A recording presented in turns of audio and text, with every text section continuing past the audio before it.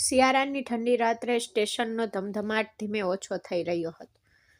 પણ સુજાતાની સફર ક્યારેય પૂરી ન થઈ. ઈંડા વેચવાથી તેના હાથની નસો સૂજી ગઈ હતી, પણ તેના ચહેરા પર લાચારીનો એક જૂનો ભાવ હતો. જો હું એ નહીં કરું તો મારા માટે કોણ કરશે?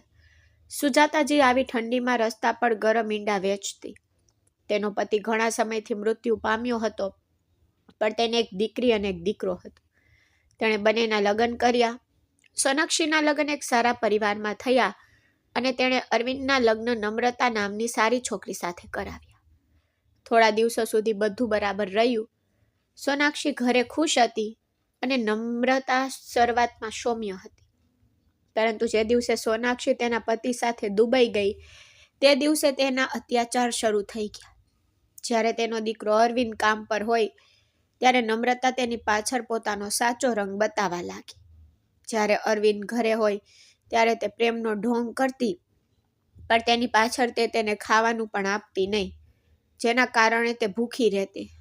સુજાતાજી ઘણીવાર તેના દીકરાને નમ્રતાના વર્તન વિશે વાત કરવાનો પ્રયાસ કરતી, પરંતુ તે હંમેશા વચ્ચે પડીને આ મુદ્દાને ટાળવા માટે બહાના બનાવતી, જેથી તે લાચારી અનુભવતી.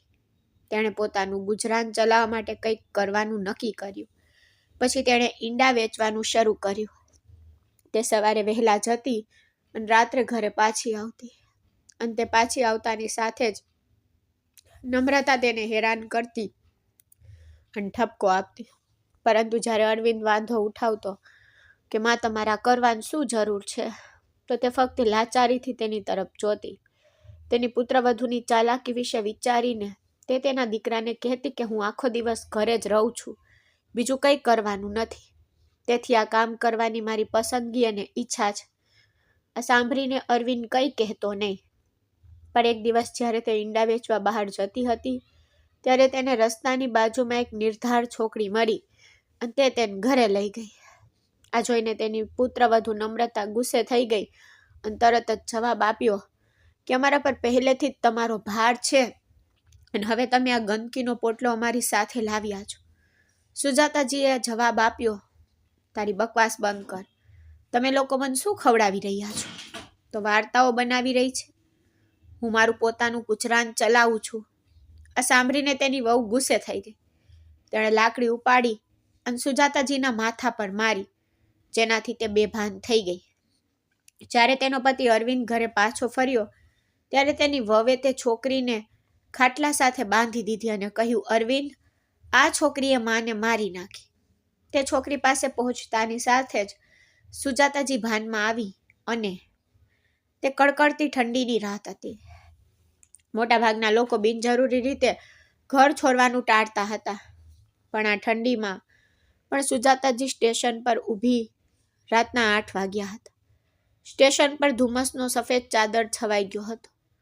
લોકોના શ્વાસ વરાળ થઈ રહ્યા હતા. આખા પ્લેટફોર્મ પર ફક્ત 2 જ અવાજો હતા, નજીક આવતી ટ્રેનનો હોર્ન અને તાવની ઠંડીમાં ધ્રુજતા લોકોની ઉધરસ. આ અવાજો વચ્ચે સુજાતાજી તેના વૃદ્ધ શરીરને સંભાળતી. દરેક ચાલતી ટ્રેનની બારી પાસે જતી અને કહેતી, દીકરા લઈ લે ગરમ બાફેલા ઈંડા. તેનો અવાજ શીતળતા, લાચારી અને આત્મીયતાના સ્પર્શથી ભરેલો હતો. ઘણા લોકો તેને અવગણતા, જ્યારે કેટલાક તેમના હાથ દૂર કરતા, પણ પછી કેટલાક દયાળુ મુસાફરો અટકી જતા અને સ્મિત કરતા અને 2 ઈંડા લેતા. એક ક્ષણ માટે તે તેના થાકેલા ચહેરાને ચમકાવતા. તે લગભગ 60 વર્ષની હતી અને દરેક પગલા સાથે તેના હાડકાં ફાટતા. ઠંડીથી તેની આંગળીઓ લાલ થઈ ગઈ હતી. આ કઠોર શિયાળામાં પણ તેણીએ પોતાની એક ગરમ ચાદર પોતાને લપેટી લીધી. અન્ય સ્ત્રીઓ પહેલેથી જ તેમના ઘરમાં રજાઈમાં લપેટાઈ ગઈ હતી, પરંતુ તેમ છતાં તે મજબૂરીથી અને પોતાની જાત સાથે તેના જીવન સાથે સંબંધ જાળવી રહી હતી. ઠંડીમાં પણ તે કામ પર જતી, કારણ કે કોઈ તેને પૈસા આપતું નહોતું. જો તેનો પુત્ર અરવિંદ તેને પૈસા આપતો તો પણ તે તેને આપતી નહીં. તેના બદલે તે તેનો ઉપયોગ તેની ખરીદી માટે કરતી અને અરવિંદને લાગતું કે તે તેની માં સુધી પહોંચશે, પણ વાસ્તવમાં એવું નહોતું. નમ્રતા તેને દરેક વસ્તુથી નિર્ધાર બનાવતી, તેથી જ તે પોતાનો ખર્ચ પોતે ઉપાડતી. તે વહેલી સવારે નીકળી જતી અને જ્યારે તે પાછી આવતી ત્યારે મોડું થઈ જતું. ક્યારેક બસ સ્ટોપ પર, ક્યારેક સ્ટેશન પર તે બાફેલા ઈંડા વેચતી અને જ્યારે તે ઘરે પહોંચતી ત્યારે તેની વહુ નમ્રતા આરામથી ખાતી, તેના બાળકોને ખવડાવતી અને પછી તેમને ધાબળા નીચે રૂમમાં લઈ જતી. જ્યારે તેનો પુત્ર અરવિંદ પણ સૂઈ જતો. સુજાતાજી પાસે હંમેશા ઘરના દરવાજાની ચાવી રહેતી. તે ચાવીથી દરવાજો ખોલતી અને અંદર પ્રવેશતી વખતે ઊંડો શ્વાસ લેતી. આખો લિવિંગ રૂમ શાંતિમાં ડૂબી ગયો હતો. ચારે બાજુએ ઊંડી શાંતિ છવાઈ ગઈ. આ જોઈને સુજાતાજીએ બહાર જતી વખતે પોતાની સાથે લાવેલી ઈંડાની ટોપલી બાજુ પર મૂકી. તેણે તેને બાજુ પર મૂકી અને રસોડામાં જોયું કે બપોરની સૂકી રોટલી ક્યાં છે. કોઈ શાકભાજી બચી નહોતી. તેણે ટોપલીમાં જોયું તો 2 ઈંડા બાકી હતા. તેને એક વિચાર આવ્યો અને તે કામ પર લાગી ગઈ. ઝડપથી તેણે ડુંગળી, લીલા મરચાં અને ટામેટાં કાપી મસાલો બનાવ્યો. તેણે બાફેલા ઈંડાના ટુકડા કર્યા અને શાક બનાવીને સૂકી રોટલી સાથે ખાધી. ખાતી વખતે તેની આંખોમાં આંસુ આવી ગયા. છતાં તેણે ભગવાનનો આભાર માન્યો કે તેણે આજે તેને ભૂખી રાખી નથી. પછી તે તેના રૂમમાં ગઈ જ્યાં જૂની ફાટેલી રજાઈ પડી હતી. તે જાણતી હતી કે કોઈએ તેને સાફ પણ કર્યો નથી. આખો રૂમ અવ્યવસ્થિત હતો. હવે તેનો દીકરો પણ કઠોર વર્તન કરવા લાગ્યો હતો. કોણ જાણે નમ્રતાએ તેને શું ખોટા શિક્ષણ આપ્યા હતા. આ કારણે તે પોતાની મા સાથે બેસવાને પણ સમયનો બગાડ માનતો. તેણીએ વિચાર્યું કે જો મારો દીકરો અજાણ્યો બની ગયો છે તો હું એક અલગ પરિવારમાંથી આવતી પુત્રવધુ પાસેથી શું અપેક્ષા રાખી શકું. આ બધા વિચારોને દૂર કરીને તેણીએ પોતાનો રૂમ જાતે સાફ કરવાનું શરૂ કર્યું. તેના જૂના હાડકામાં હવે આટલા લાંબા દિવસની મહેનત પછી ઘરના કામ કરવા માટે પૂરતું જીવન કે શક્તિ રહી નહોતી. પણ આવા ગંદકીમાં સૂવું અશક્ય હતું. તે બિલકુલ ઊંઘી શકતી નહોતી. તેથી રૂમ થોડો સાફ કરવાની હિંમત એકઠી કરીને તે તેના પલંગ પર સૂઈ ગઈ અને ભગવાનનો આભાર માન્યો કે તેના થાક છતાં તે ગાઢ ઊંઘ લઈ ગઈ હતી. બીજા દિવસે સવારે જ્યારે સુજાતાજી જાગી ત્યારે તેની ખાંસી આવી. તેણીને સારું ન લાગ્યું. તેણીને શરીર ખૂબ ભારે લાગતું હતું. પરંતુ પરિસ્થિતિ ગમે તે હોય કામ તો કરવું જ પડશે. તેને કોણ સહારો આપી શકે? તેથી ધ્રુજતા શરીર સાથે બિચારી ઊભી થઈ અને રસોડામાં ગઈ. તેણીએ ધીમે ધીમે ઈંડાને ઉકળવા માટે એક મોટા વાસણમાં મૂક્યો. ચૂલા સળગાવ્યા પછી તેણીએ ચૂલા પર વાસણ મૂક્યું અને નાના ચૂલા પર પોતાના માટે ચા બનાવી. ચાના 2 ઘૂંટ પીધા પછી તેણીએ પોતાનો સામાન વેચાણ માટે તૈયાર કર્યો. તેણીએ ઈંડા એક ટોપલીમાં મૂક્યા અને કેટલીક જરૂરી વસ્તુઓ લીધી. તે વહેલી સવારે ઘરેથી નીકળી ગઈ. આ તેનો રોજનો નિત્યકર્મ હતો, જેના કારણે તે થાકી ગઈ હતી અથવા તેના જૂના હાડકાં નબળા પડી ગયા હતા.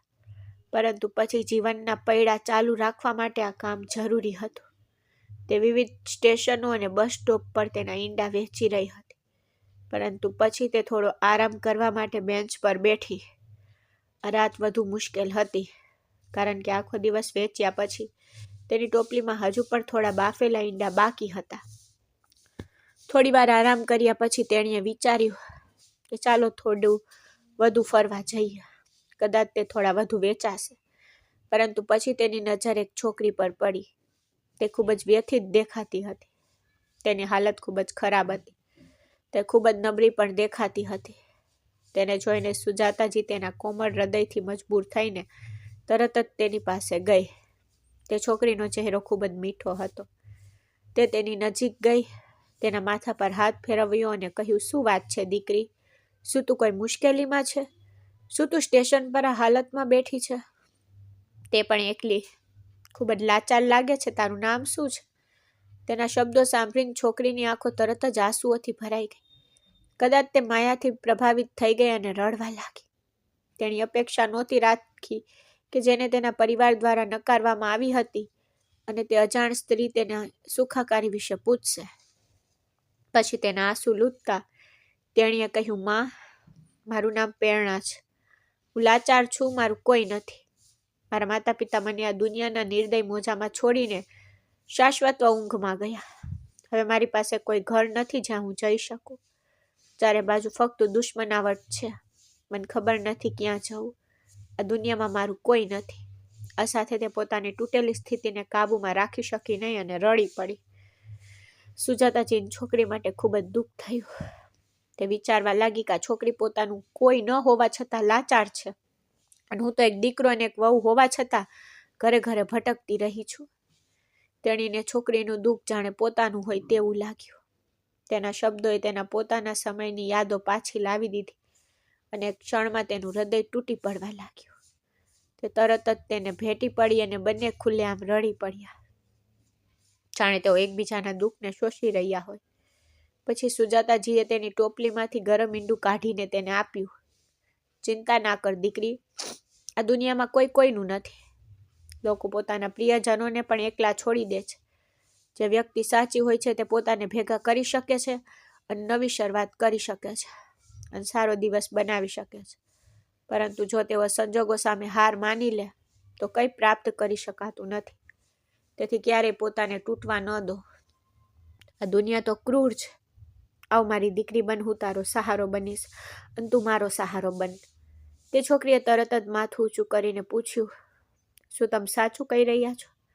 જાણે તેને પોતાના કાન પર વિશ્વાસ ન આવી રહ્યો હોય. તેણે ફરી કહ્યું, શું તમે ખરેખર મારો સહારો બનશો? સુજાતાજીએ માથું હલાવ્યું. તે જ ક્ષણે લાગણીથી ભરાઈ ગયેલી છોકરીએ તેને કડક રીતે ગળે લગાવી, જાણે વર્ષો પછી કોઈ આપણું મળ્યું હોય, કોઈ એવું જેના ઈરાદા અને હૃદયમાં ફક્ત પ્રેમ જ હોય. પછી સુજાતાજીએ સ્ટેશન પર તેના બાકીના ઈંડા વેચી દીધા અને છોકરીનો હાથ પકડીને તેને ઘરે લઈ જવાનું શરૂ કર્યું. અંધારું છવાઈ ગયું હતું, પણ તે દિવસે લાંબો સમય થયો ન હતો. સુજાતાજી તે છોકરીને સીધી તેના રૂમમાં લઈ ગઈ. તેના ખાટલા પર બેસાડી અને છોકરી ઘર તરફ ધ્યાનથી જોવા લાગી. સુજાતાજી પાણી લેવા માટે રૂમમાંથી બહાર નીકળી તે જ સમયે તેણે તેની વહુને પૂછ્યું, વહુ, શું હું થોડું ખાવાનું મેળવી શકું? આજે હું ખૂબ જ થાકી ગઈ છું. મારી પાસે રસોઈ બનાવવાની શક્તિ નથી. ફક્ત તે જે રાંધ્યું છે તે મને આપ. પછી તેણે તેની તરફ જોયું અને કહ્યું, ખોરાક વિશે ભૂલી જાઉં, મને બધું ખબર છે. તું બહાર જઈને મજા કર અને પછી ઘરે આવીને લાચાર હોવાનો ઢોંગ કર અને મને કે આજે તું કોને ઉપાડીને ઘરે લાવી છે? સુજાતાજીએ કહ્યું, આ એક લાચાર અનાથ છોકરી છે. દુનિયામાં તેનું કોઈ નથી. મને તેના માટે ઊંડો લગાવ થયો, તેથી જ તો હું તેને અહીં લાવી. હવે તે અહીં રહેશે. જ્યારે હું સવારે ઈંડા વેચવા બહાર જઈશ ત્યારે હું તેને મારી સાથે લઈ જઈશ, અને જ્યારે હું પાછી આવીશ ત્યારે તેને પાછી લાવીશ. ગમે તે કરીને અમે રાત્રે થોડા સમય માટે તો અહીં હોય છીએ. આ સમય પર પસાર થઈ જશે. બસ. વવે ભવા ચડાવીને કહ્યું, તારો ભાર ઘણો નહોતો તો કચરાનો બીજો ઢગલો લાવી છે. મને ખબર નથી, મને તે રૂમ ખાલી જોઈએ છે. હવે જો, હું સ્ટોર રૂમમાં તારા માટે જગ્યા બનાવીશ. તું સ્ટોર રૂમમાં જશે. અમે અહીં કોઈ મફત આશ્રય સ્થાન ખોલ્યું નથી જે અનાથોને રાખે. હવે નક્કી કરો, શું અનાથની સાથે અહીં સ્ટોર રૂમના ધૂળવાળા વાતાવરણમાં રહેવા માંગે છે કે તેને તારા રૂમમાં મોકલી દે છે? પરંતુ છોકરી વિશે આવી વાતો સાંભળીને સુજાતાજીને હૃદયને ખૂબ દુઃખ થયું. તેણીને પહેલેથી જ છોકરી માટે તીવ્ર લાગણી હતી.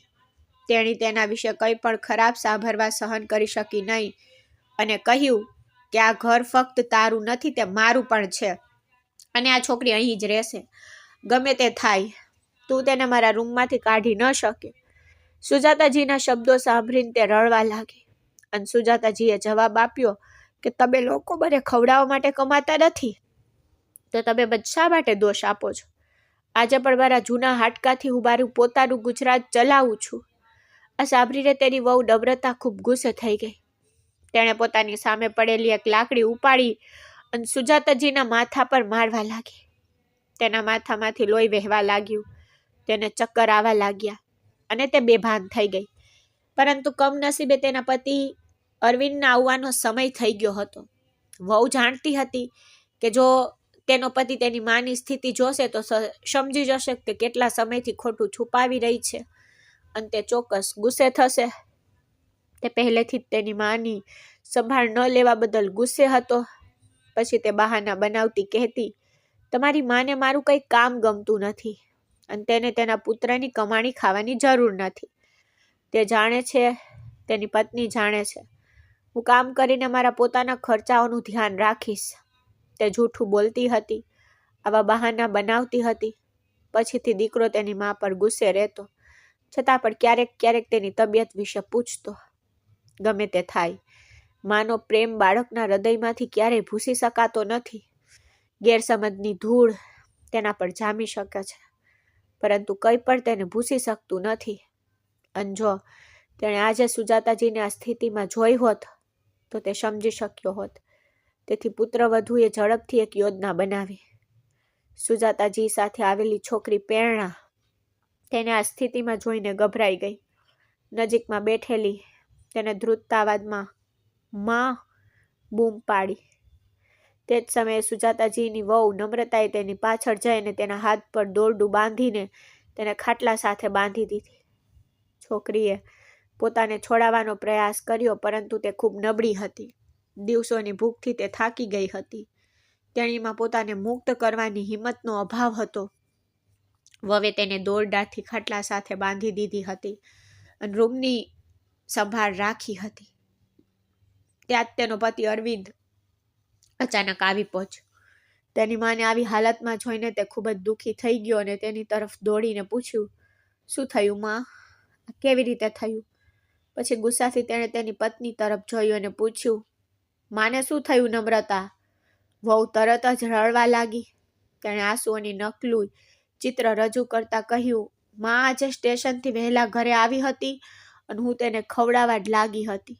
હું રસોડામાં ખાવા માટે ગઈ ત્યારે આ છોકરી તેની સાથે હતી. તે માના રૂમમાં હતી. મેં નજર ફેરવતા જ તેણે તેના માથા પર લાકડીથી માર્યું અને તે બેભાન થઈ ગઈ અને તેણે રૂમ શોધવાનું શરૂ કર્યું. સદનસીબે મેં તેને ગુપ્ત રીતે પકડી, રોકી અને ખાટલા સાથે બાંધી દીધી. કોણ જાણે કેટલું નુકસાન થઈ શક્યું હોત, પણ હવે તમને ખબર છે અને આ છોકરી જાણે છે. મને ખબર નથી કે તે તેને સ્ટેશનથી કેમ ઉપાડીને અહીં લાવી. હું તમારી માને સમજી શકતી નથી. તેને બધા પર દયા આવે છે. સુજાતાજીનો દીકરો તેની માની મૂર્ખાઈ પર ગુસ્સે થયો, પણ તેને આવી સ્થિતિમાં જોઈને તે પણ અસ્વસ્થ થઈ ગયો. તે તરત જ તેની તરફ આગળ વધ્યો. ત્યાં સુધીમાં તે ફરીથી શાંત થઈ ગઈ હતી. જ્યારે તે ઊભી થઈ ત્યારે અરવિંદ સુજાતાજી સાથે દલીલ કરવા લાગ્યો. મેં તમને કેટલી વાર કહ્યું છે કે ઈંડા વેચવાનું બંધ કરો, ઘરે બેસો, ગૌરવથી ભોજન કરો, પણ તમને તો મારા પર વિશ્વાસ નથી. તમે જાણી જોઈને સ્ટેશન, બસ સ્ટોપ પર મને બદનામ કરી રહ્યા છો અને હવે તે ચોરી કરવાના ઈરાદાથી કોઈ છોકરીને ઘરે લાવી છો. તે ક્ષણે સુજાતાજીએ તેના પુત્ર તરફ અફસોસથી જોયું. તેની માની હાલત જોઈને પણ તેને તેની પત્નીની વાત માની. હવે કંઈ કહેવાનો અર્થ નહોતો. તેને પ્રેરણાને પહેલેથી જ બાંધેલી જોઈ. તરત જ પ્રેરણાએ તેને કહેવાનું શરૂ કર્યું કે માં, તમારે આ ક્રૂર લોકો સાથે રહેવાની જરૂર નથી. મારી સાથે આવો. આ બધું સાંભળીને સુજાતાજી પરેશાન થઈ ગઈ, પરંતુ તે ઘર છોડી શકતી નહોતી. આ તેણીની એકમાત્ર ચિંતા નહોતી, પરંતુ પ્રેરણા, જે છોકરીને તે પોતાની પુત્રી કરતાં વધુ પ્રેમ કરવા લાગી હતી, તે જ તે હતી જેણે સુજાતાજીનું હૃદય જીતી લીધું. તે પણ ઈચ્છતી નહોતી કે પ્રેરણા સાથે કંઈક ખરાબ થાય. બહાર દરેક ડગલે વળુઓ છુપાયેલા હતા. જો તે તેને એકલી છોડી દેશે તો તેની સાથે કંઈક થઈ શકે છે. સુજાતાજીએ કહ્યું, ચિંતા ના કર દીકરી, મારા માટે આ કોઈ મોટી વાત નથી. હું આ પ્રકારની વર્તણૂકથી ટેવાઈ ગઈ છું. પણ આપણે ઘર છોડીશું નહીં. આ ઘર આપણા માટે સારું છે, પણ તું અહીં સારી રહેશે. સુજાતાજીના શબ્દો સાંભળીને પ્રેરણા પ્રેમથી ભરાઈ ગઈ. તે તરત જ આગળ દોડી અને સુજાતાજીને ગળે લગાવી. રડતા રડતા તેને કહ્યું, માં, હું તમને આ દુનિયામાં હવે એકલા નહીં રહેવા દઉં. તમે મારી સાથે આવો. તેણે સુજાતાજીનો હાથ મજબૂતી અને આત્મવિશ્વાસથી પકડીને તેને ઘરની બહાર લઈ જવા લાગી. એટલામાં જ તેનો દીકરો અરવિંદ આવ્યો અને પૂછ્યું, આ છોકરી કોણ છે? તું ક્યાંથી આવી છે? તો તું મારી મા પર હક દાવો કરી રહી છે? તું તેને ક્યાંય લઈ જઈ શકતી નથી. તેને એકલી છોડી દે. પ્રેરણા થોભી ગઈ. તેની તરફ જોયું અને કહ્યું, તો હવે તમને યાદ આવ્યું કે આ સ્ત્રી તમારી માં છે? જ્યારે તે આખો દિવસ સ્ટેશન પર ચિંતામાં ઈંડા વેચવામાં વિતાવે છે, ત્યારે તમે પહેલા ક્યાં સૂતા હતા? ત્યાં ઉંમરે કામ કરે છે. તમને તો શરમ આવી જોઈએ ને. તમે તમારી માનને માનભર્યું ભોજન પણ ખવડાવી શકતા નથી. તમારી પત્નીએ ઘરે તમારી મા પાછળ લાકડી વડે તેના માથા પર માર્યું અને સાથે ખોટી વાત બનાવી, અને તમે કંઈ પણ ધાર્યા વિના આ જૂઠાણ પર વિશ્વાસ કર્યો અને તમારી માને દોષ આપવાનું શરૂ કર્યું. મેં આ દુનિયામાં આનાથી મૂર્ખ વ્યક્તિ ક્યારેય જોયો નથી, જે તેનો આદર કરતો નથી. અને હવે તમે તમારી માને યાદ કરી રહ્યા છો? પ્રેરણાના શબ્દોએ અરવિંદના હૃદયને વીંધી નાખ્યા. તે એક ક્ષણ માટે થોભ્યો અને કહ્યું, બકવાસ કરવાનું બંધ કર. તું શું બકવાસ કરી રહી છે? મારી પત્ની મારી માને કેમ મારશે? અને તું અમારા ઘરના કામકાજ વિશે શું જાણે છે? શું મને મારી માની પરવા નથી? હું દર મહિને તેના ભાગના પૈસા અલગ રાખું છું. હું તે નમ્રતાને આપું છું જેથી તેને તે આપતી રહે, પણ તે પોતે અટકતી નથી. દીકરો હોવા છતાં નોકરી કરવા બદલ તેને મને અપમાનિત કરવામાં આનંદ આવે છે. એ તેને ઘણીવાર છોડી દેવા માટે સમજાવવાનો પ્રયાસ કર્યો છે કે તેને ઘરે બેસીને આરામ કરવો જોઈએ, પણ ના, તે ક્યારેય કોઈની વાત સાંભળે છે? અરવિંદ પર ફાડી પડ્યો. બધાના ચહેરા આશ્ચર્યથી ભરાઈ ગયા, કારણ કે આજે વાત જાહેર થઈ ગઈ હતી કે અરવિંદ તેની માના પૈસા નમ્રતાને આપતો, જેથી તે તેની માને આપી શકે. પરંતુ તેણે આજ સુધી સુજાતાજીને તે પૈસાનો 1 પૈસો પણ આપ્યો નહોતો, સિવાય કે ટોણા. પ્રેરણાએ જવાબ આપ્યો, વાહ, તમને તમારી પત્ની પર એટલો બધો વિશ્વાસ કે તમારી માને પૂછવાની પણ તસદી લીધી નહીં કે તેને પૈસા મળે છે કે નહીં? બસ એટલું જ કહ્યું અને અરવિંદ ચોંકી ગયો. તેણે પૂછ્યું, તારો શું મતલબ છે? પ્રેરણાને જવાબ આપવાનું યોગ્ય લાગ્યું નહીં. તેણે નમ્રતા તરફ ધ્યાનથી જોયું, જે હવે તેના રહસ્યના ખુલાસથી સદબદ્ધ થઈ ગઈ હતી. આ સાથે પ્રેરણાએ સુજાતાજીનો હાથ પકડીને તેને ઘરની બહાર લઈ ગઈ. તેનો ચહેરો લાલ થઈ ગયો. તે ખૂબ જ પરેશાન હતી. તેને પોતાની ચિંતા નહોતી, પણ પ્રેરણાની ચિંતા હતી, જે તેને પરિણામનો કોઈ વિચાર કર્યા વિના લઈ જઈ રહી હતી. રસ્તાની વચ્ચે પહોંચીને પ્રેરણાએ 2 મિનિટ માટે એક રાહદારીનો મોબાઈલ ફોન લીધો અને એક નંબર ડાયલ કર્યો. થોડી વાર પછી શું થયું તે જોઈને સુજાતાજીની આંખો પહોળી થઈ ગઈ. તે રસ્તા પર ઊભી હતી ત્યારે થોડી વારમાં જ એક મોટી કાર તેમની સામે આવી. સુજાતાજીએ પ્રેરણાને થોડા પ્રશ્નો પૂછ્યા અને કારનો દરવાજો ખોલીને તેની સાથે બેઠી, પણ પ્રેરણાએ કોઈ ચોક્કસ જવાબ ન આપ્યો. પછી ગાડી ચાલવા લાગી. તેણે આશ્ચર્યથી તેની તરફ જોયું અને પૂછ્યું, દીકરી, આ કોની ગાડી છે અને હવે આપણે ક્યાં જઈ રહ્યા છીએ? તે મને કહ્યું હતું કે તું એક લાચાર છોકરી છે, આ દુનિયામાં તારું કોઈ નથી, પણ તારા એક ફોન પર આ કાર અહીં કેવી રીતે આવી? પ્રેરણાએ કહ્યું, માં, હું તમને બધું કહીશ, પણ તમારે હવે ચિંતા કરવાની જરૂર નથી. બિલકુલ ચિંતા ન કરો. હવે આપણું ઘર નહીં હોય, નહીં તો આપણે રસ્તા પર આવી જઈશું. આ વાતોની ચિંતા કરવાનું બંધ કરો. તમે હવે તમારી દીકરીના ઘરે જઈ રહ્યા છો. થોડી વાર પછી કાર એક મોટા બંગલાની સામે ઊભી રહી અને પ્રેરણા સુજાતાને પકડીને કાળજીપૂર્વક કારમાંથી બહાર નીકળી અને બંગલામાં પ્રવેશી, જ્યાં થોડા લોકો ફરતા હતા. તેણે તરત જ સુજાતાજીનો હાથ પકડી લીધો અને બધાને મોટેથી જાહેરાત કરી કે આ મારી નાની છે અને હવેથી તે આ ઘરમાં રહેશે. જે કોઈ સંબંધી મારી ચિંતા કરે છે અને મારા ઘરે રહે છે તેઓ જઈ શકે છે. પ્રેરણાની આ વાત સંબંધીઓએ સાંભળી ત્યારે તેઓ સદબદ્ધ થઈ ગયા. તેઓ વિશ્વાસ કરી શકતા નહોતા કે પ્રેરણા તેની નાનીને ક્યાંથી લાવી, પરંતુ તેઓ ગભરાઈ ગયા કે તેણી એક જ ક્ષણમાં ઘર ખાલી કરી દીધું. સુજાતાજી આશ્ચર્યથી આખું દ્રશ્ય જોઈ રહી હતી અને વારંવાર આંખ ઝબકાવી રહી હતી. તેણીને લાગ્યું કે તે સ્વપ્ન જોઈ રહી છે. તે હવે પોતાને કાબૂમાં રાખી શકી નહીં. અંતે તેને પૂછ્યું, પ્રેરણા, આ બધું શું છે? તું મને આશ્ચર્યચકિત કરી દીધી છે. તું કોણ છે, દીકરી? પછી પ્રેરણાએ સુજાતાજીનો હાથ પકડીને તેને સોફા પર બેસાડી. નોકરાણીને ઠંડુ પાણી અને થોડું સારું ખાવાનું લાવવાનું કહેવામાં આવ્યું અને તેણીએ સુજાતાજીને વાર્તા કહેવાનું શરૂ કર્યું કે થોડા દિવસો પહેલા મારા માતા પિતાનું અકસ્માતમાં મૃત્યુ થયું. પછી બધા સંબંધીઓ અમારા ઘરે આવ્યા. દરેકે મને રાખવાનો દાવો કર્યો. બધાએ તરત જ સહાનુભૂતિ વ્યક્ત કરવાનું શરૂ કર્યું, જે વર્ષોથી કોઈએ બતાવી નહોતી. આ લગ્ન મારા માતા પિતા દ્વારા પસંદ કરવામાં આવ્યા હતા. તેથી આ લગ્નને કારણે આખા પરિવારે અમને બહુ પરેશાન કર્યા. પરંતુ જ્યારે તેઓએ મારા પિતાના મૃત્યુ પછી તેમની સંપત્તિ અને તેમણે મારા માટે કેટલું બધું છોડી દીધું છે તે બધું સાંભળ્યું, ત્યારે તેઓ બધા તરત જ અમારા ઘરે રહેવા આવી ગયા અને પ્રેમનો ઢોંગ કરીને સંપત્તિનો હિસ્સો મેળવવા માંગતા હતા. પરંતુ એટલી બુદ્ધિશાળી નથી. પરંતુ મારી પાસે સત્ય અને અસત્ય વચ્ચેનો તફાવત પારખવાનો પૂરતો અનુભવ છે. અને સમજી ગઈ કે તે બધું ફક્ત એક નકલી સહાનુભૂતિ છે. તેથી એક દિવસ હું ઘર છોડીને ગઈ. મેં નક્કી કર્યું હતું કે હું ફક્ત તેને જ મારી સાથે રહેવા દઈશ જે મને મળશે, અને બીજા બધાને ઘરમાંથી કાઢી મૂકીશ. પરંતુ કોઈએ મને શોધવાનો પ્રયાસ પણ ન કર્યો, જાણે મારું કોઈ મહત્વ જ ન હોય. પછી જ્યારે હું તમને મળી ત્યારે મારી બધી આશાઓ તૂટી ગઈ. પરંતુ તમે મને ઘરે લઈ ગયા, મને સહારો આપ્યો, તમે મને તમારી દીકરી કહી અને મારા માથા પર પ્રેમાર હાથ મૂક્યો. હું તમારું ઘર જોવા માંગતી હતી. હું આ પરિસ્થિતિ સમજવા માંગતી હતી. પણ જ્યારે મેં તમારા દીકરા અને વહુનું ખરાબ વર્તન જોયું, ત્યારે મેં તરત જ તમને મારા ઘરે લાવવાનું નક્કી કર્યું, જ્યાં તમે રાણીની જેમ રહેશો. તમે મારા પર કોઈ વિચાર કર્યા વિના ઉપકાર કર્યો.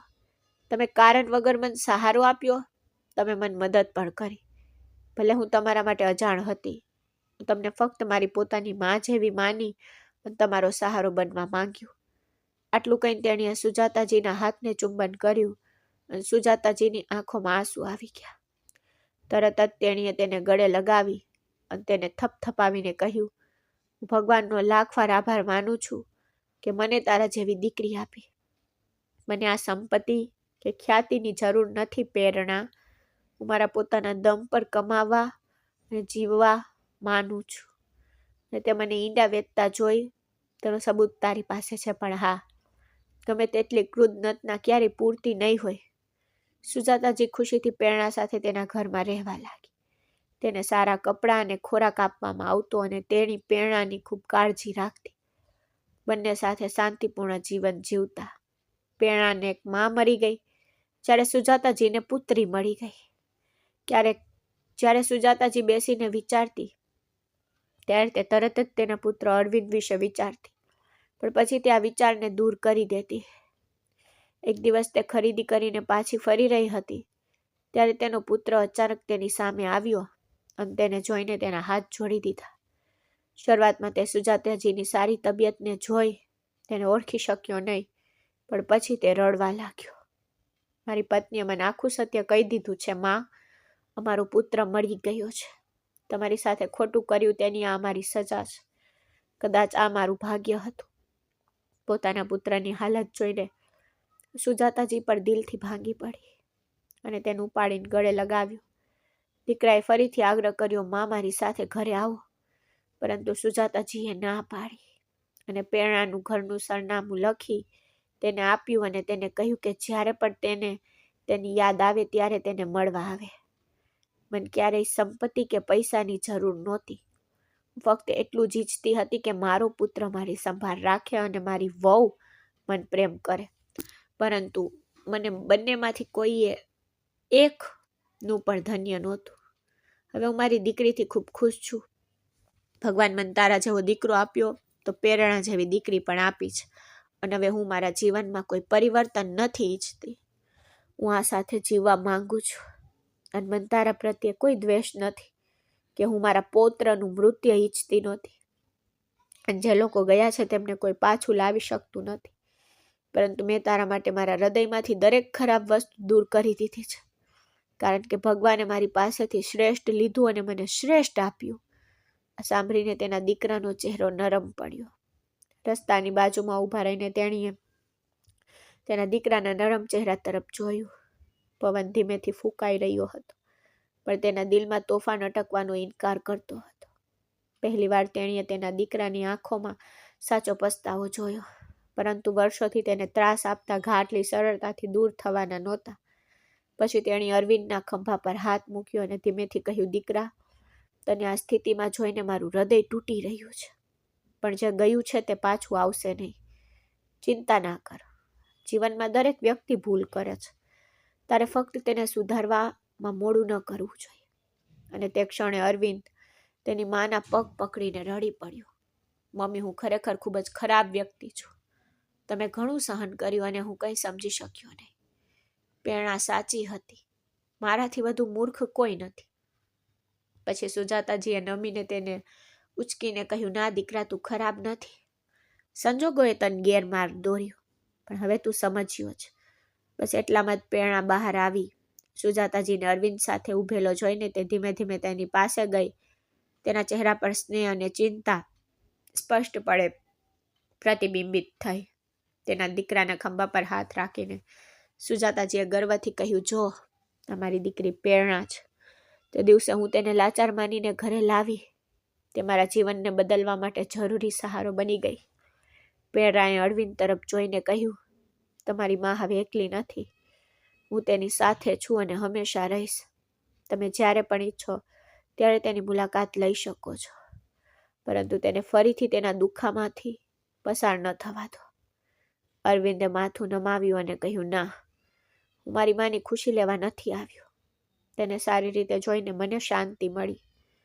સુજાતાજીએ તેના દીકરાનો ચહેરો પોતાના હાથમાં લીધો અને હળવું સ્મિત કર્યું કે આપણે બધા માણસ છીએ અને કોઈનું દિલ જીતવું એટલું મુશ્કેલ નથી જેટલું લોકો વિચારે છે.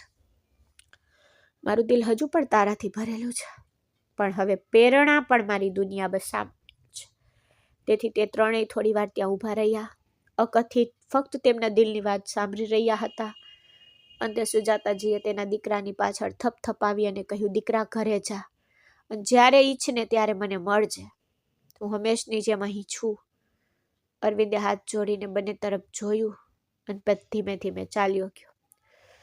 સુજાતાજી આકાશ તરફ જોયું, જાણે ભગવાનનો આભાર માનતી હોય. પછી પ્રેરણાનો હાથ પકડીને તેણે કહ્યું, ચાલ દીકરી, ચાલ ઘરે જઈએ. આજે મને થોડી હળવાશ લાગે છે. આટલા લાંબા સમય પછી તેના શબ્દો સાંભળીને પ્રેરણાએ હસીને કહ્યું, હા ચાલો માં, હવે તમારી ખુશી મારી દુનિયા છે. પણ તેઓ બંને આગળ વધ્યા. પીડા પાછળ રહી ગઈ. તેમની સામે એક નવું જીવન ખુલ્યું. સુજાતાજીનું જીવન એક સંપૂર્ણપણે બદલાઈ ગયું. એક મોટા ઘરમાં તેણીને પોતાનું આદર અને શાંતિની ભાવના મળી, જે બધું તેણે ક્યારેય કલ્પના પણ નહોતી કરી. પ્રેરણાને કારણે તેણીને આ બધું મળ્યું. પ્રેરણા દરેક પગલે તેની સાથે હતી, તેની જરૂરિયાતોનું ધ્યાન રાખતી અને તેને ફરીથી કેવી રીતે જીવવું તે શીખવતી. સુજાતાજીએ પણ તેણીને તે જ પ્રેમથી વહાલ કર્યો, જો તેણીને તેની ખોવાયેલી પુત્રી મળી ગઈ હોય. તેણીને હવે તેના પુત્ર, વહુ કે તેના જીવન પ્રત્યે કોઈ દ્વેષ નહોતો. તેણી સમજી ગઈ હતી કે ક્યારેક તે લોહીના સંબંધો નહીં પણ હૃદયના સંબંધો હોય છે, જે વ્યક્તિના જીવનને બદલી શકે છે. એક સાંજ જ્યારે તેઓ ચા પીતા બેઠા હતા, ત્યારે સુજાતાજીએ ફડફડાટથી કહ્યું કે દીકરી, તે મને મારું શાંતિનું જૂનું જીવન આપ્યું છે. જો તું મને ન મળી હોત તો હું તૂટી ગઈ હોત. પછી પ્રેરણાએ તેનો હાથ પકડીને કહ્યું, માં, તમે ભૂતકાળમાં મને સહારો આપ્યો હતો અને આજે હું ફક્ત તે જ પાછું આપું છું. આપણે બંને એકબીજાના સહારો છીએ. સુજાતાજી હસ્યા. સૂર્ય આથમી રહ્યો હતો, પણ પહેલી વાર સુજાતાજીના હૃદયમાં એક નવી સવાર ઉગી રહી હતી. તેને સમજાયું હતું કે જીવન ક્યારેય સમાપ્ત થતું નથી, બસ રસ્તો બદલાય છે. દિવસો ધીમે ધીમે આ રીતે પસાર થતા ગયા. સુજાતાજી એક સંપૂર્ણપણે અલગ વ્યક્તિ બની ગઈ. વર્ષોથી ટોણા અને અપમાન સહન કરતી સ્ત્રી હવે એક મોટા બંગલાના ખુલ્લા આંગણામાં સવારના તડકામાં બેઠી હતી. પ્રેરણાએ તેની સંભાળ એવી રીતે રાખી કે જાણે તે તેની નાની નહીં પણ તેનું પોતાનું જીવન હોય. એક બપોરે પ્રેરણા ક્યાંક બહાર ગઈ હતી અને સુજાતાજી વરંડા પર બેઠી હતી. ઊનનું સ્વેટર ગૂંથતી હતી. અચાનક બંગલાના મુખ્ય દરવાજા પાસે જોરથી અવાજ આવ્યો. ચશ્મા ગોઠવતી વખતે સુજાતાજીએ જોયું કે લગભગ 27 કે 28 વર્ષનો એક પાતળો છોકરો બહાર ઊભો હતો. તેની દાઢી હળવી હતી, આંખોમાં થાક હતો અને ચહેરા પર દુખાવો સ્પષ્ટ દેખાતો હતો. તેની સાથે 2 પોલીસ કર્મીઓ હતા. છોકરો અંદર પ્રવેશવામાં અચકાયો, જાણે પોતાનું ઘર શોધી રહ્યો હોય, પણ તેને વિશ્વાસ જ ન થયો કે એ જ જગ્યા છે. સુજાતાજીએ તેને ધ્યાનથી જોયું. તેના દેખાવ પરથી સ્પષ્ટ થઈ ગયું કે તે કોઈ ખૂબ જ પીડામાંથી પસાર થઈ રહ્યો છે. થોડી વાર પછી ગાર્ડ અંદર આવ્યો અને કહ્યું, માં, આ છોકરો પોતાને આરવ કહી રહ્યો છે કે તે પ્રેરણા મેડમનો પિતરાઈ ભાઈ છે. મેડમે તેને ફોન કર્યો હતો. સુજાતાજી ચોંકી ગયા. પ્રેરણાનો પિતરાઈ ભાઈ, પણ તેણે તો મને તેનો ઉલ્લેખ નથી કર્યો. પછી આરવ અંદર આવ્યો અને સુજાતાજીની સામે ઊભો રહી ઊંડો શ્વાસ લેતા કહ્યું, હેલો, તમે કદાચ નાની છો ને? પ્રેરણાએ મને તમારા વિશે ઘણું કહ્યું છે. તમે ખૂબ જ સારા છો. તમે તેનો સહારો બન્યા છો. ફક્ત પ્રેરણાને મળવા માંગુ છું. તેના અવાજમાં એક વિચિત્ર થાક હતો. સુજાતાજી તરત જ સમજી ગઈ. તેણે તેને નજીકની ખુરશી પર બેસાડી અને કહ્યું, દીકરા, પ્રેરણા થોડી વારમાં પાછી આવશે. તું બેસાન, પાણી પી. પણ તારો ચહેરો આટલો નિસ્તેજ કેમ છે? કંઈ ખોટું થયું છે? તેના પ્રશ્ન પર તેની આંખો આંસુઓથી ભરાઈ ગઈ. તેણે પાણીનો ગ્લાસ લીધો, પણ તેના હાથ ધ્રુજતા હતા. નાની, છેલ્લા 2 વર્ષમાં મેં ઘણું ગુમાવ્યું. મેં મારી નોકરી, મારું ઘર, મારી માં હોસ્પિટલમાં છે અને મારા બધા સંબંધીઓએ મારી સાથે માણસ જેવું વર્તન કરવાનું બંધ કરી દીધું છે. હું આજકાલ બધે જ ભટકતો રહું છું. તેના શબ્દો સાંભળીને સુજાતાજીનું હૃદય પીગળી ગયું. તેને પ્રેરણા યાદ આવી. તે પહેલી વાર તેને આવી જ તૂટેલી સ્થિતિમાં મળી હતી. તેણે આરવના માથા પર હાથ મૂક્યો અને કહ્યું, આ દુનિયા ક્રૂર છે દીકરા, પણ તું એકલો નથી. પ્રેરણા અહીં છે. હું અહીં છું, ચિંતા ના કર. અને તે જ સમયે દરવાજો ખુલ્યો. પ્રેરણા અંદર આવી. આરવને જોઈને તેની આંખો આંસુઓથી ભરાઈ ગઈ. તે દોડીને તેની પાસે આવી અને તેને ગળે લગાવ્યો. ભાઈ, તું ક્યાં હતો? મેં ઘણીવાર મેસેજ કર્યો, ફોન કર્યો. આરવના હોઠ ધ્રુજતા હતા. મારી પાસે મારો ફોન નહોતો. પ્રેરણા રડી પડી. તું હવે ક્યાંય જવાનો નથી. આ તારું ઘર છે. હું છું, નાની છે. આપણે બધા સાથે મળીને સંભાળી લઈશું. સુજાતાજીએ તે બંનેને જોયા તો તેના હૃદયમાં એક વિચિત્ર લાગણી ભરાઈ ગઈ. તેને લાગ્યું જાણે ભગવાને તેને 2 તૂટેલા હૃદયને સુધારવા માટે મોકલ્યા હોય. તેણે તેણીને કહ્યું કે તેણે કેવી રીતે તેની નોકરી ગુમાવી, પત પરિવારના ટોણા, પત પૈસાનો અભાવ, પત તેની માની બીમારી અને એકલતા તેને ખાઈ જવા લાગી. સુજાતાજીએ સાંભળ્યું. તે દરેક વસ્તુમાં પોતાનું જૂનું દુઃખ જોઈ શકતી હતી. તે ક્ષણે પ્રેરણાએ શાંતિથી સુજાતાજીના ખંભા પર હાથ મૂક્યો. માં, આરવ હવે આપણી સાથે રહેશે, ઠીક છે ને? સુજાતાજી હસી. દીકરા, ઘર તારું છે, મારું નથી, અને તારી માલિકીનું બધું મારું છે. સુજાતાજીની આંખો છલકાઈ ગઈ. તેણે આરવને હળવેથી કહ્યું, દીકરા, હું તારા માટે ફક્ત એટલું જ ઈચ્છું છું કે તું ફરી ક્યારેય હિંમત ન હાર. જીવન બદલાઈ જશે, આજે નહીં તો કાલે. કોઈ આગાહી કરી નથી કે આ છોકરાનો ભૂતકાળ એક દિવસ આ ઘરની શાંતિને હચમચાવી નાખશે. એટલામાં જ આરવનો ફોન વાગ્યો. તેને ફોન ઉપાડ્યો અને સ્ક્રીન પર વારંવાર એક જ નંબર ઝબકતો જોયો. Hospital emergency calling. આરવનો ચહેરો ફીકો પડી ગયો. તેણે તરત જ ફોન ઉપાડ્યો. ડૉક્ટરનો અવાજ આવ્યો. અમે અમારા શ્રેષ્ઠ પ્રયાસો કરી રહ્યા છીએ, પણ કૃપા કરીને તાત્કાલિક ત્યાં પહોંચો. દર્દીની હાલત ગંભીર છે. આ સાંભળીને આરવને લાગ્યું કે જાણે તેના પગ નીચેથી જમીન સરકી ગઈ હોય. નાની, પ્રેરણા, આપણે હવે જવું પડશે. મમ્મીનું સ્વાસ્થ્ય. તેણે આટલું કહ્યું. તેની આંખોમાં આંસુ આવી ગયા. વિલંબ કર્યા વિના પ્રેરણાએ ડ્રાઈવરને ફોન કર્યો અને ત્રણેય ઝડપથી હોસ્પિટલ તરફ રવાના થયા. વરસાદ પડી રહ્યો હતો. આખા રસ્તે વરસાદના ટીપા કાચ પર પડતા અને આરવ પાછળની સીટ પર ધ્રુજતો બેઠો રહ્યો. પછી હોસ્પિટલ પહોંચતા જ આરવ દોડી ગયો. ડૉક્ટર આઈસીયુની બહાર ઊભા હતા. આરવે હાફીને પૂછ્યું, ડૉક્ટર, મારી માં કેમ છે? ડૉક્ટરે ધીમો શ્વાસ લીધો. તેની આંખોમાં પસ્તાવો હતો. માફ કરશો સર, અમે આટલા લાંબા સમય સુધી તેને બચાવવાનો પ્રયાસ કર્યો, પરંતુ તેનું શરીર વધુ લડી શક્યું નહીં. સાંભળીને આરવ થીજી ગયો, પાછળ હટી ગયો. તેણે સુજાતાજી તરફ જોયું, જાણે કહેતો હોય કે કઈએ મને ફરીથી એકલો છોડી દીધો છે. પણ ડૉક્ટરે ઉમેર્યું કે હૃદયની નિષ્ફળતા અને બીમારી નોંધપાત્ર રીતે વધી ગઈ હતી. માફ કરશો, તે ચાલી ગઈ છે. આ સાંભળીને આરવ ધ્રુજી ગયો. જો સુજાતાજીએ તેને પકડ્યો ન હોત તો તે કદાચ જમીન પર પડી ગયો હોત. નાની, મારી માં ચાલી ગઈ છે. હું તેની સાથે પણ નહોતો. તેનો દુખાવો ફાટી નીકળ્યો. તે સુજાતાજીની છાતી પર વળગી પડ્યો અને જોરથી રડ્યો, જાણે તે એક નાનું બાળક હોય જેની આખી દુનિયા એક ક્ષણમાં છીનવાઈ ગઈ હોય. પ્રેરણાની આંખો પણ લાલ થઈ ગઈ.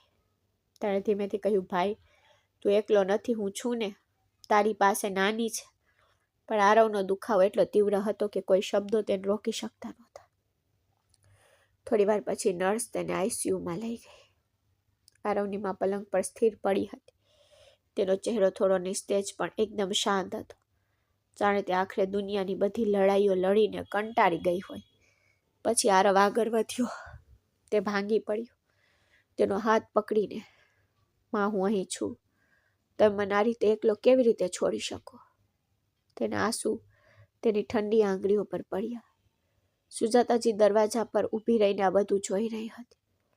તેના હૃદયમાં એક વિચિત્ર વેદના જાગી. તેને જૂના દિવસો યાદ આવ્યા, જ્યારે તે પણ એકલી પીડાતી હતી. તેનો હાથ પકડવા માટે કોઈ નહોતું. તે ધીમે ધીમે ફરી આગળ વધી અને આરવના ખંભા પર હાથ મૂક્યો. તેણીએ તેને દિલાસો આપ્યો. આરવે તેને ગળે લગાવી. નાની, હું હવે ખરેખર એકલો છું. સુજાતાજીએ તેનો ચહેરો પકડીને તેની તરફ સીધું જોયું અને કહ્યું, ના દીકરા, તું એકલો નથી. આપણે સાથે છીએ. અને જ્યાં સુધી આપણે અહીં છીએ ત્યાં સુધી તું ક્યારેય એકલો નહીં રહે. આરવની આંખોમાં ફરી આંસુ આવી ગયા. પણ આ વખતે તે પીડાને નહીં પણ કોઈને નજીક રાખવાની રાહતથી હતા. આરવ તેની માના મૃત્યુ પછી ઘણા દિવસોથી ભાંગી પડ્યો હતો. તેની માની સુગંધ રૂમના દરેક ખૂણામાં રહેતી. તેમની વાતચીત તેના કાનમાં ગૂંજતી. પેણા તેની સાથે શાંતિથી બેસતી, કંઈ બોલતી નહીં, ફક્ત તેનો હાથ પકડીને. ક્યારેક મૌન સૌથી શક્તિશાળી દવા છે. એક દિવસ આરવે અચાનક કહ્યું, પેણા, જો મારી માને સમયસર સારવાર મળી હોત તો તે આજે જીવત હોત. પરંતુ તેણીને આશ્ચર્ય થયું કે તે હોસ્પિટલનું મોટું બિલ કેવી રીતે ચૂકવશે. તે આપણા કારણે તેની સારવાર મુલતવી રાખી રહી હતી. પેણાએ ઊંડો શ્વાસ લીધો અને કહ્યું, હા આરવ, ફક્ત તારી મા સાથે નહીં, ઘણી માઓ આ રીતે શાંતિથી પીડાય છે. ફક્ત એટલા માટે જ તેમની પાસે ઘરે પૈસા ઓછા છે. કોઈ પણ પોતાના પરિવાર પર ભાર બનવા માંગતું નથી. આરવની આંખોમાં એક વિચિત્ર જુસ્સો ચમકી ગયો. તેણે કંઈક એવું જેનાથી કોઈ માં ફક્ત પૈસાના કારણે સારવાર મુલતવી ન રાખે. કોઈ પણ દીકરાને મારા જેવો પસ્તાવો ન થાય. અને પ્રેરણાએ તરત જ કહ્યું કે હા, આપણે સાથે મળીને બધું કરીશું. આરવ અને પ્રેરણાએ આગામી કેટલાક દિવસો સુધી સંશોધન કરવાનું શરૂ. ત્યાંથી તેઓ મફત સારવાર આપવા માટે એક નાનો પ્રોજેક્ટ શરૂ કર્યો. તેઓએ વિવિધ વસાહતો, ઝૂંપડપટ્ટી વિસ્તાર, વૃદ્ધાશ્રમની મુલાકાત લીધી. પ્રેરણા લોકોને સમજાવતી, જો તમે બીમાર છો તો તમારા પરિવાર પર ભાર બનવાનું વિચારશો નહીં. સારવાર બંધ કરવાથી ઘર સારું નથી બનતું. ઘર માતા પિતા દ્વારા ચલાવવામાં આવે છે. આરવ દરેક જગ્યાએ નાના પોસ્ટરો લગાવતો. સારવાર મુલતવી રાખવી જીવલેણ છે. સરકારી હોસ્પિટલમાં સારવાર લગભગ મફત છે. કૃપા કરીને રાહ ન જુઓ. અને ધીમે ધીમે તેઓએ ડૉક્ટર સમીર નામના એક યુવાન ડૉક્ટરની ભરતી કરી. ડૉક્ટર સમીર તેમના કેમ્પમાં આવતા, મૂળભૂત તપાસ કરતા અને લોકોને જણાવતા કે કઈ સારવાર મફતમાં ઉપલબ્ધ છે, કઈ યોજનામાં પૈસા નથી લાગતા, આ રોગનો ખર્ચ કેટલો છે. તેમના હાવભાવથી ઘણી વૃદ્ધ મહિલાઓ આગળ આવી, ઘણી રડી પડી, કહેતી, દીકરા, અમે અમારા પરિવારો પર ભાર બનવા માંગતા નહોતા, પણ હવે અમને લાગે છે કે કદાચ અમને પણ જીવવાનો અધિકાર છે. કદાચ જો આરવની માએ આ સાંભળ્યું હોત તો વાત અલગ હોત. પરંતુ આરવ હંમેશા તે મહિલાઓના સ્મિતમાં તેની માનો ચહેરો જોતો હતો અને તે સ્મિત તેને વધુ મહેનત કરવાની હિંમત આપતું. સમય ધીમે ધીમે પસાર થતો ગયો. ઘરમાં એક વિચિત્ર શાંતિ હતી જે પહેલા ક્યારેય નહોતી. સુજાતાજીની હાજરીથી બધાને સ્થિરતા મળી. ખાસ કરીને તેમના આગમન પછી આરવ અને પ્રેરણાએ માતૃત્વ જેવું આરામ અનુભવ્યું જે તેઓએ ક્યારેય અનુભવ્યું ન હતું. આ દરમિયાન સુજાતાજી ઘણી વખત પ્રેરણાને શાંત જોતી. તે ઘરના દરેક કામનું ધ્યાન રાખતી, શિબિરોની તૈયારી કરતી. તે આરવનું દુઃખ સમજી ગઈ અને બધું જ સંભાળી લીધું. તેના હૃદયમાં વારંવાર વિચાર આવતો કે આ છોકરી એકલી કેમ રહે. તેનું હૃદય આટલું મોટું છે, આટલી મહેનત છે, આટલી માનવતા છે, તે એકલી રહેવાને લાયક નથી. પછી એક સાંજે રાત્રિ ભોજન પછી તે પ્રેરણાની બાજુમાં બેઠી. તેણે ધીમેથી પૂછ્યું, દીકરી, શું હું તને કંઈક કહી શકું? પ્રેરણાએ હસીને કહ્યું, હા માં, કહો. સુજાતાજી થોડી અચકાઈ પછી તેણે કહ્યું, દીકરી, તું મોટી થઈ રહી છે અને તું એકલી આટલું બધું મેનેજ કરી રહી છે. હવે હું તારા લગ્ન વિશે વિચારી રહી હતી. પ્રેરણા ક્ષણભર માટે આશ્ચર્યચકિત થઈ ગઈ. તે હળવું હસીને બોલ્યો, ઓ માં, હવે ક્યાં, હજી મારે ઘણું બધું કરવાનું છે. પણ સુજાતાજીએ તેના હાથ પર હાથ રાખીને કહ્યું, દીકરી, કામ તો હંમેશા રહેશે, પણ જીવનસાથી હોવો પણ ખૂબ જ મહત્વપૂર્ણ છે. તું એકલી ખૂબ થાકી જઈશ. બસ આરવ રૂમમાં પ્રવેશ્યો. તેણે બધું સંભાળી લીધું હતું. તેને કહ્યું, હા પ્રેરણા, નાની સાચી વાત કહે છે. જીવનમાં તારે કોઈનો સાથ જોઈએ. પછી પ્રેરણાએ તેની તરફ જોયું. તેની આંખમાં પણ એક વિચિત્ર સ્પષ્ટ સત્ય હતું. પછી સુજાતાજીએ ધીમેથી કહ્યું, આરવ, જો કોઈ છોકરી તારા જીવનમાં પણ હોય તો મને કહે. તને સહારો મળશે અને તું ફરીથી જીવી શકીશ. આરવ એક ક્ષણ માટે થોંભ્યો. પછી તેણે પ્રેરણાને કહ્યું, હા, તું પણ એકલી એક મોટી લડાઈ રહી છે. જો તારા લગ્નથી તને કોઈ એવું મળે જે તને સમજી શકે, તને સહારો આપી શકે, તો તે સારી વાત હશે. આ સાંભળીને પ્રેરણા સંપૂર્ણપણે શાંત થઈ ગઈ. પહેલી વાર તેને લાગ્યું કે આ બે લોકો ફક્ત તેની ચિંતા કરતા નથી, તેઓ તેને પોતાની માને પણ છે. પછી આરવ સેજ હસ્યો અને કહ્યું કે જો નાની તારા વિશે વિચારી રહી છે તો તે ખોટું નથી. તેની દ્રષ્ટિ હંમેશા સ્પષ્ટ જ હોય છે. થોડી ક્ષણો માટે રૂમમાં મૌન છવાઈ ગયું, પરંતુ તે મૌન ભારે નહોતું. એક નવા વળાંકની શરૂઆત હતી. સુજાતાજીએ ઊંડાણપૂર્વક નક્કી કર્યું કે તે પ્રેરણા માટે એક એવો વ્યક્તિ શોધશે જે તેને હંમેશા બીજાઓ જેવો આદર આપે. તેવો આદર આપશે. તેની એકલતા એક સુંદર સંબંધમાં પરિવર્તિત થશે. આરવ પણ એ જ ઈચ્છતો હતો.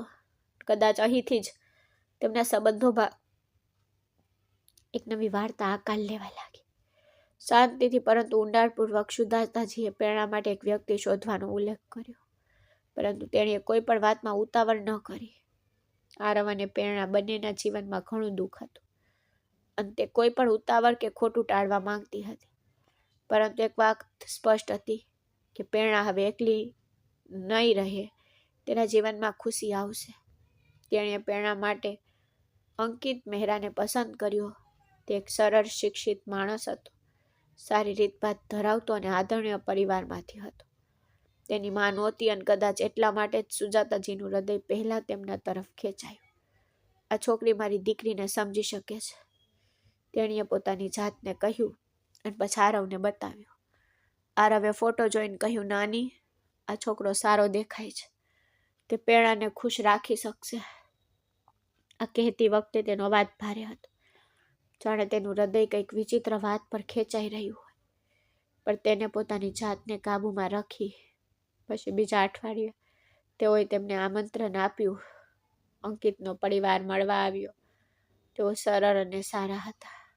કોઈ ઢોંગ નહોતો, કોઈ ટોણા નહોતા, કોઈ અભિમાન નહોતો. અંકિત ખૂબ જ નમ્ર, શાંત અને આદરણીય છોકરો હતો. જ્યારે પ્રેરણા પહેલી વાર તેને મળી ત્યારે તે થોડી ગભરાઈ ગઈ હતી. પણ અંકિત હસ્યો અને એટલી નિષ્ઠાથી કહ્યું કે મેડમ, મને ખબર નથી કે તમે કેવા પ્રકારનું જીવન જીવ્યા છો, પણ મને એટલી ખબર છે કે તમારી આંખોમાં ઘણી શક્તિ છે. જો તમે ઈચ્છો તો હું તમારા જીવનમાં આરામ લાવી શકું છું, કોઈ પીડા નહીં. પ્રેરણા તે ક્ષણે થોડી ચોંકી ગઈ. તેણીએ કલ્પના પણ નહોતી કરી કે એક છોકરો આટલી સ્પષ્ટ અને ગહેરી વાત કેવી રીતે કહી શકે. સુજાતાજી તેની પાછળ શાંતિથી બેઠી હતી અને જોતી હતી. તેના હૃદયમાં રાહતની લાગણી છવાઈ ગઈ. આરવ એક ખૂણામાં ઊભો રહ્યો. તેની આંખો ધીમે ધીમે નીચે થઈ ગઈ, પણ તેણે સ્મિત જાળવી રાખ્યું. તે ઈચ્છતો હતો કે પ્રેરણા ખુશ રહે. બીજા દિવસે અંકિતના પરિવારે લગ્નને અંતિમ સ્વરૂપ આપવા માટે ફોન કર્યો તો સુજાતાજીએ તરત જ કહ્યું કે દીકરી, તેઓએ જવાબ આપ્યો છે. તેઓ ઈચ્છે છે કે તું તેમની વહુ બને. સાચું કહું તો મને આ લોકો ખરેખર ગમે છે. પછી પ્રેરણાએ થોડી વાર વિચાર્યું. તે નાનીનો હાથ પકડીને કહ્યું કે જો તમે મારી માં બની અને મારા માથા પર હાથ મૂકી શકો તો મને તમારી પસંદગી પર વિશ્વાસ છે. સુજાતાજીની આંખો છલકાઈ ગઈ. તે રડી પડી.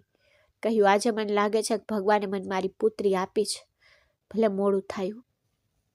પ્રેરણાના લગ્નની તૈયારીઓ જોરશોરથી શરૂ થઈ આટલા વર્ષોમાં પહેલી વાર ઘર રોશની, રંગોની સુગંધ, મહેમાનોના અવાજો અને હાસ્યથી ભરાઈ ગયું. સુજાતાજી દરેક બાબતમાં વ્યસ્ત હતી. તેણે બધું જ ગોઠવ્યું, દરેક મહેમાનોની યાદીનું સંચાલન કર્યું અને આરવ ખુશીથી બધું જ સંભાળતો. મહેંદીથી લઈને મંડપ સુધી, ફૂલોથી લઈને ગાડીઓ સુધી. પરંતુ જ્યારે પણ તે એકલો રહેતો ત્યારે તેનું હૃદય થોડું તૂટી જતું. કદાચ તે પણ સમજી શકતો નહોતો કે અંદર શું ચાલી રહ્યું છે. પરંતુ તે પ્રેરણાને કોઈ અફસોસ કરાવવા માંગતો નહોતો. પછી લગ્નના દિવસે આખું શહેર પ્રકાશિત થઈ ગયું. ઝગમગતી લાઇટો, ફૂલોની સુગંધ, સંગીતની નરમ ધૂન, બધે ઉત્સવનું વાતાવરણ હતું. પ્રેરણાએ સુંદર લાલ સાડી પહેરી. તેની સાદગીમાં જે સુંદરતા હતી તે કોઈ પણ દુલ્હનમાં દુર્લભ હતી. અંકિત સ્ટેજ પર ઊભો હતો, શાંત, હળવા અને આનંદથી ભરેલો હતો. સુજાતાજીએ પ્રેરણાના કપાળ પર ચુંબન કર્યું અને કહ્યું, આજે મારી દીકરીના લગ્ન છે. આજે ખરેખર હું પૂર્ણ છું. આરવ સજાવટનું સંચાલન કરી રહ્યો હતો, પરંતુ પ્રેરણાને તેના દુલ્હનના પોશાકમાં જોતા જ તે એક ક્ષણ માટે અટકી ગયો. તેણે કહ્યું, ના, મેં મારા હૃદયમાં ફક્ત એક સારા આવતીકાલ માટે પ્રાર્થના કરી. તે હંમેશા ખુશ રહે. તેમના લગ્નના શપથ શરૂ થયા. પવિત્ર મંત્રનો અવાજ મંડપમાં ગુંજી ઉઠ્યો. સુજાતાજી આંસુ લૂછ્યા અને દરેક ફેરા સાથે આશીર્વાદ આપ્યા. જ્યારે 7મો ફેરો પૂર્ણ થયો ત્યારે સુજાતાજીએ હાથ જોડીને ઉપર જોયું અને જાહેર કર્યું કે હવે મારી દીકરીને સાચો જીવનસાથી મળી ગયો. વાતાવરણ લાગણીથી ભરેલું હતું, પણ તે ઉદાસી ન હતી, તે રાહતની લાગણી હતી. અરવિંદ હવે ક્યારેક ક્યારેક આવે છે અને માને મળે છે, પછી ચાલ્યો જાય છે. પરંતુ સુજાતાજી તેની સાથે જવાનો ઇનકાર કરે છે. તે કહે છે કે મને હવે અહીં શાંતિ મળે છે, હું અહીં જ રહીશ. પ્રેરણાએ પણ લગ્ન કર્યા અને અહીં રહેવા લાગી. અંકિત પણ તેની સાથે બંગલામાં રહેવા લાગ્યો, કારણ કે પ્રેરણાની ખુશી આમાં જ રહેલી હતી. તે સુજાતાજીને છોડવા માંગતી નહોતી અને અંકિત તેની ઈચ્છાઓને બીજા બધા કરતા ઉપર રાખે છે. આમ તેમના જીવનમાં શાંતિ ભરાઈ ગઈ. આ વાર્તાનો સૌથી મોટો સંદેશ એ છે કે પરિવાર ફક્ત લોહીના સંબંધોથી નહીં, પણ હૃદયથી બને છે. ક્યારેક જેમની સાથે આપણે લોહીના સંબંધો ધરાવીએ છીએ તે લોકો આપણને દુઃખ પહોંચાડે છે, અને જેમની સાથે આપણે ક્યારેય સંબંધ રાખવાની અપેક્ષા રાખી નથી તે આપણો સૌથી મોટો સહારો બની જાય છે. વ્યક્તિની ભલાઈ, તેમના ઈરાદા, તેમનું હૃદય, આ બધી વસ્તુઓ અમૂલ્ય છે, પરંતુ તેમની અસર કોઈનું આખું જીવન બદલી શકે છે. તેમણે ક્યારેય કોઈ પાસેથી કંઈ માંગ્યું નહીં, છતાં તેમને સુજાતાજી તેના નાની મળ્યા, જે એક સાચી માની જેમ તેની સાથે ઊભા હતા. તેમણે અમને બતાવ્યું કે સાચો સંબંધ ઉંમર, સંપત્તિ કે સમાજ પર આધાર નથી રાખતો, તે ફક્ત માનવતા જુએ છે. વહુના ટોણા, અપમાન છતાં ભાંગી પડવાને બદલે તેણીએ એક અનાથ હૃદયને સહારો આપ્યો, તેને પુત્રી જેવો પ્રેમ આપ્યો અને તેનો હાથ પકડીને તેને નવા જીવન તરફ દોડી ગઈ. આ વાર્તા આપણને શીખવે છે કે જેમની પાસે હિંમત, પ્રામાણિકતા, માનવતા છે, તેઓને ખુશી મળે છે. ભલે દુનિયા ગમે તેટલી મોડી ખુશી દે, હા, ક્યારેક જીવન આપણને એવા લોકો પાસે લાવે છે જેઓ આપણા ઘા જોતા નથી, પણ આપણી શક્તિ જુએ છે, અને તે લોકો ખરેખર આપણો પરિવાર બની જાય છે. જીવન હંમેશા આપણને તકો આપે છે, અને તે પ્રસંગે એક સાચો વ્યક્તિ શોધવાથી પણ આખી દુનિયા બદલાઈ શકે છે. તો મિત્રો, મને આશા છે કે તમને અમારી વાર્તા ગમી હશે. જો તમને વાર્તા ગમી હોય તો કૃપા કરીને વિડીયોને લાઈક, જો તમે ચેનલ પર નવા છો તો ચેનલને સબસ્ક્રાઈબ અને આગામી અપડેટ મેળવવા માટે નોટિફિકેશન બેલને જરૂરથી દબાવો. આભાર. ધન્યવાદ.